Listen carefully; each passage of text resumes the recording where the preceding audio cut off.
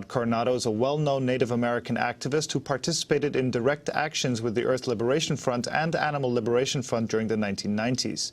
He spent 4.5 years in federal prison after he was convicted of aiding and abetting arson at a Michigan State University research facility.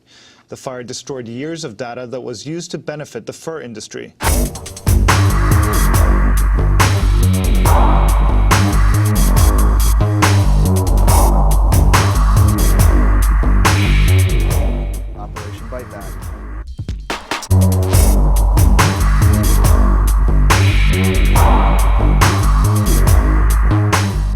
We're here to talk about Rod Coronado.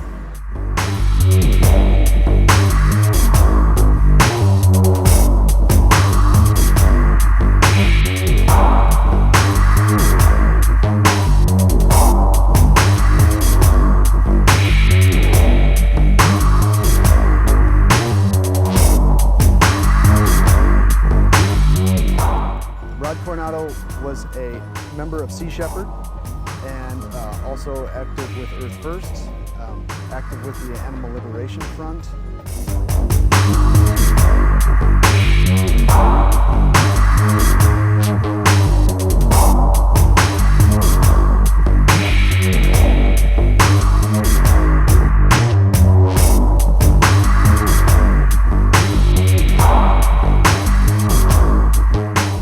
Sort of a lifelong radical activist.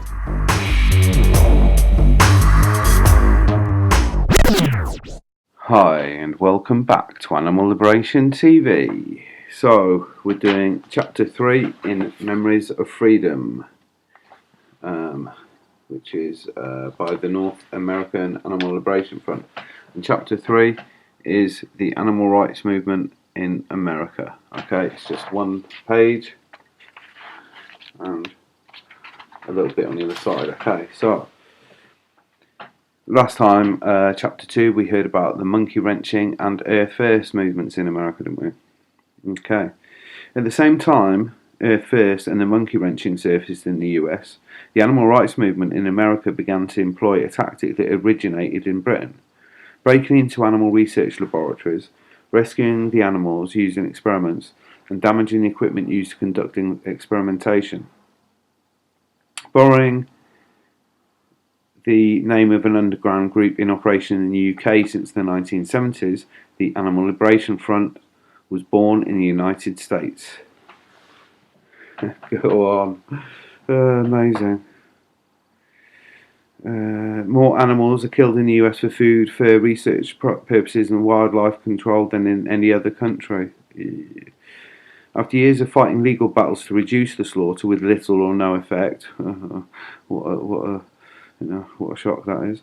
An avenue of action was born, and activists rejoiced in the sight of videos released by the ALF depicting hooded members smashing down doors to enter animal labs and spiriting away the animals to freedom.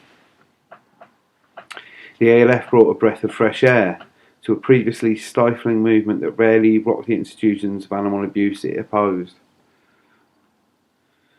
Suddenly, many American activists found themselves debating the pros and cons of breaking the law on behalf of animals. Mainstream animal rights groups began to weigh the potential loss of revenue generated by supporting illegal activity and the possible loss of public support for animal rights, a belief in itself that was radical to most members of American society, with the ALF seen as the extremist fringe. Well, yeah, because the media tells them that, don't they? While others quibbled with the blatant questioning of the authority of the US's self-serving corporate protecting laws, others had little doubt that what the ALF achieved was having an effect on the animal abuse industry like never before. Yeah, wicked. Until 1987, the ALF had only engaged in animal liberation activities with the destruction of research equipment limited to what could be accomplished in a few minutes during the raids. Same stuff happened in the UK. Any equipment there gets smashed and destroyed. In one raid of animal research labs at the University of Pennsylvania, videotape stolen by the ALF of the researchers' callousness towards baboons, filmed by the researchers themselves, was later used to help shut down the laboratory. Good work, very good work. And some of that footage There's a little clip of it. It says 1984. I'm pretty sure that's the same thing. And it's got some primates getting some trauma experiments where they're sort of getting bashed up, and you can see that in my over 4 decades of smashing vivisection video. Other targets of the ALF were affected, with research funds being cut off, but in most cases animals were replaced, security measures at research labs increased, and the experiments continued with a greater realisation by vivisectors that some actions in the animal rights movement could not be controlled or predicted.